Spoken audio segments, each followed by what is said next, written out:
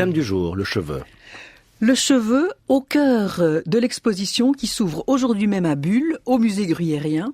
Une exposition tout d'abord personnelle de Lorna Bornan, cette artiste suisse qui vit à Lausanne, qui nous présente un travail d'une très grande originalité, d'une très haute qualité, un travail singulier, très rare. Depuis quelques années, elle travaille avec ce matériau singulier, le cheveu, elle brode le cheveu, elle colle le cheveu, elle l'utilise comme une ligne, elle dessine avec le cheveu, une pratique rare dans l'art contemporain. Et il y a dans cette exposition surtout 2 grandes installations de Lorna Bornan. La toute première, c'est celle qui accueille le visiteur. Donc d'emblée, on est confronté à une myriade, une constellation de petites fleurs, près de 2000 petites fleurs, toutes créées avec des cheveux, elles-mêmes disposées, ces petites fleurs, en composition arabesque, c'est sublime, des cheveux marrons qui se détachent de ce mur blanc, qui crée aussi des jeux d'ombre, une création tout en finesse, tout en sophistication, tout à fait éblouissante. C'est une espèce de sculpture du cheveu, de tressage de cheveux,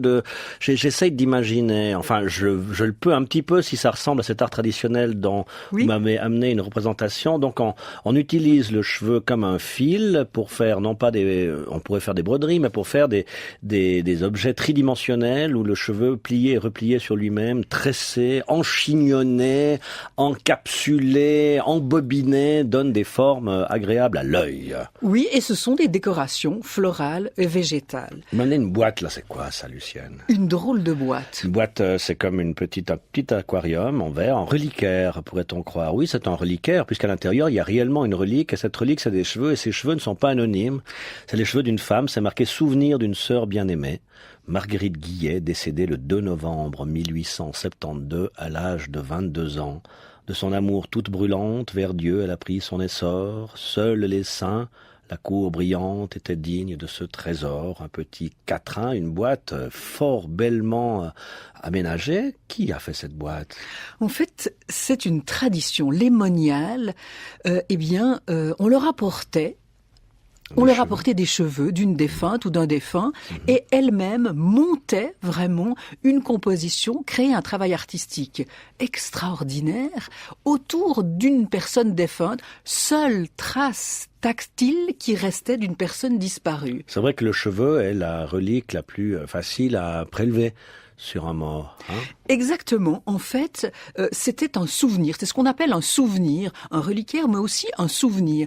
Et justement, Lorna Bornan, c'est tout d'abord, donc cette artiste contemporaine, elle s'est intéressée à ces reliquaires, elle s'est intéressée surtout à la pratique, à la technique. Elle s'est formée, elle a suivi des cours, des stages, et c'est à partir de là qu'elle a décidé ensuite de se détacher de la pratique, de la détourner et d'exploiter cette technique, mais assez fin, pour créer ses œuvres.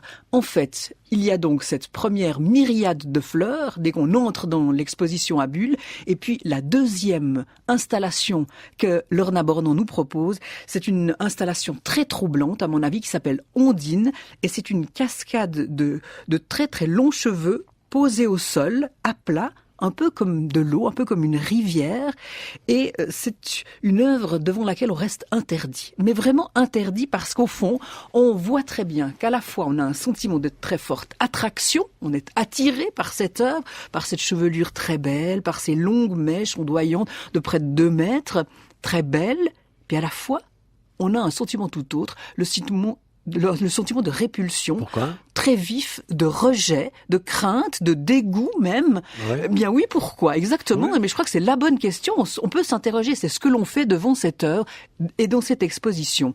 Moi, je me dis en fait que si le cheveu nous attire, nous fascine et on le trouve beau, c'est quand il est lié à la vie, c'est-à-dire lorsqu'il est lié à un corps, une tête, un être vivant, il est lié à la vie. Et dès le moment où il est détaché du corps, qu'il soit tombé, qu'il ait été coupé, il est lié à la mort. Il n'est plus lié à un être vivant. Il nous trouble, il nous fait frémir. Il évoque la mort. Il devient un reste humain, au même titre qu'une dent ou qu'un squelette. Regardez, j'enlève mon cas. Vous voyez, j'étais chez le coiffeur avant hier. Vous voyez comme vous aimez vos cheveux. Oui, mais après, il y en avait plein par terre. Et puis, il y a le coiffeur qui les balayait. J'ai toujours trouvé très beau, le coiffeur qui balaye.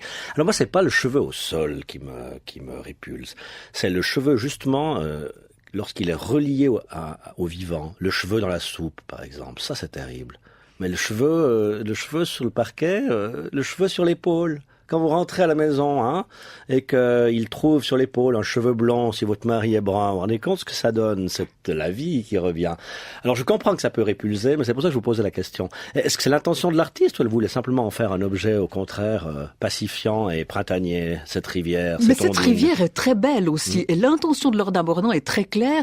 Elle veut évoquer la rêverie, elle veut susciter des émotions étranges, singulières et très belles. Elle veut susciter surtout la rêverie, et je crois que vraiment elle y parvient. C'est une exposition où l'on se rend compte que Lorna Mornan fait preuve de grande originalité parce qu'elle utilise le cheveu pour sa matière expressive, pour toute l'évocation, la sensualité, le signe poétique que ses œuvres transporte. Ouais. Et puis ce qui elle apprécie par-dessus tout, eh bien, c'est le fait de pouvoir présenter ses œuvres, des œuvres donc d'art contemporain, en compagnie d'œuvres historiques ou traditionnelles. Car il y a un dialogue dans ce musée à Bulle, entre l'art traditionnel dont vous m'avez présenté un exemple et puis cet art d'aujourd'hui.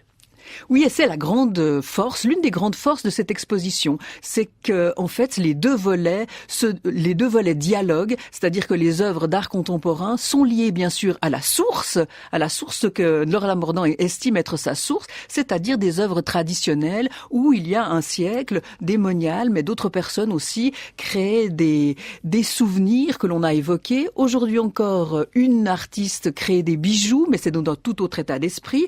Dans l'exposition historique, on découvre aussi certains petits objets qui sont liés aux soins capillaires, mais surtout beaucoup d'œuvres réalisées en lien avec la religion, le souvenir, des pièces commémoratives. Le cheveu n'est pas étranger à beaucoup de rites religieux d'ailleurs. Non, et puis en fait, le cheveu a une puissance évocatrice extraordinaire. Je suis sûre que vous avez aussi pensé à la tonsure du moine. La tonsure du clerc, oui, du moine, qui est un vieux rite qui montre l'entrée dans un autre monde, mais qui a été inspiré alors par la tonsure des petits-enfants romains dans les rites initiatiques. Après, ça passait comme clerc. Mais il y a d'autres personnages, le symbole du cheveu est parfois complètement inversé. Parce que là, on rase pour montrer qu'on est arraché déjà comme prophète du royaume de Dieu, hein, comme moine. Et puis alors, Samson, par contre, hein, lui, sa force réside dans les cheveux. C'était pas un moine, Samson, c'était un nazir, comme on disait à l'époque, déjà dans le sein de sa mère, qui était stérile. Elle avait consacré son enfant, alors quand il est né, eh bien, il a fait vœu de ne pas couper ses cheveux, et c'est là que résidait la force. Donc, celle qui les lui a coupés, hein. Et celle qui avait de très très longs cheveux, c'est la figure de Marie-Madeleine. Et cette figure de Marie-Madeleine a fasciné justement Lorna Mornan lors de ses études, déjà lorsqu'elle étudiait aux Beaux-Arts. Et c'est sans doute là la source de cet intérêt pour les cheveux. Marie-Madeleine... Alors c'est la femme, la pécheresse pardonnée qui vient. Alors on pense que c'est Marie-Madeleine, mais la Bible n'en parle pas comme telle. Mais enfin, il a été identifié à Marie-Madeleine.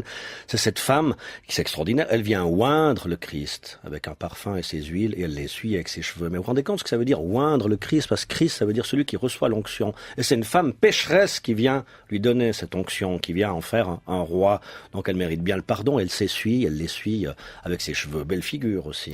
Belle figure. Certains ont vu évidemment un signe d'humiliation, non pas d'humiliation, d'humilité.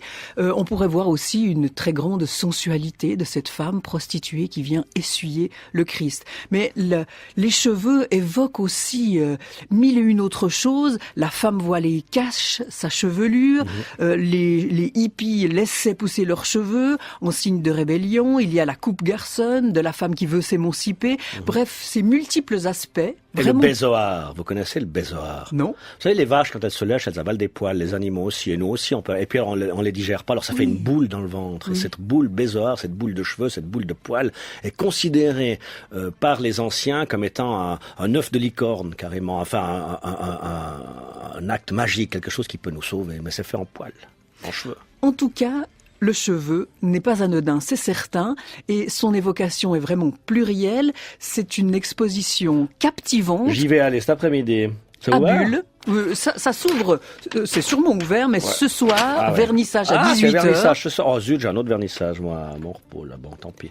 Musée gruyérien de Bulle, à voir on a le temps jusqu'au 23 août. Attention, le temps file.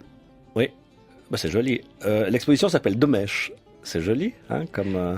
Et la commissaire de l'exposition côté contemporain, c'est Florence Grivel, qui est journaliste sur Espace 2 et qui est historienne de l'art, commissaire d'exposition et qui a voulu aussi présenter dans ce musée cette exposition d'art contemporain et qui en fait fait réveiller les réserves de ce musée.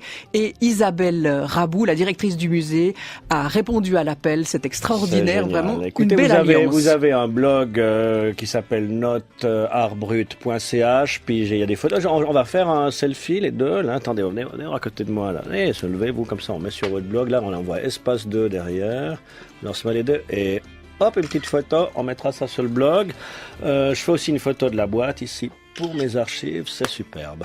Merci. Quand est-ce qu'on se revoit? Ces jours? La semaine prochaine? La semaine d'après? La semaine prochaine. Très bien. Alors, c'était pas tout à fait de l'art brut, mais c'était quand même assez proche, hein, j'allais dire, dans son organicité. Oui, il existe des œuvres d'art brut où les cheveux sont très présents, notamment les œuvres de Marc Moret, qui vit à Voidance et qui avait utilisé dans ses reliquaires contemporains des cheveux. Et il y a aussi une artiste balinaise qui a été présentée à la collection de l'art brut, qui s'appelle Nitan Jung, et qui, elle aussi, formait de petites pelotes avec ses cheveux, issus de ses chignons et de ses nattes. Merci Lucienne Perry, à tout bientôt, on se quitte avec la folie.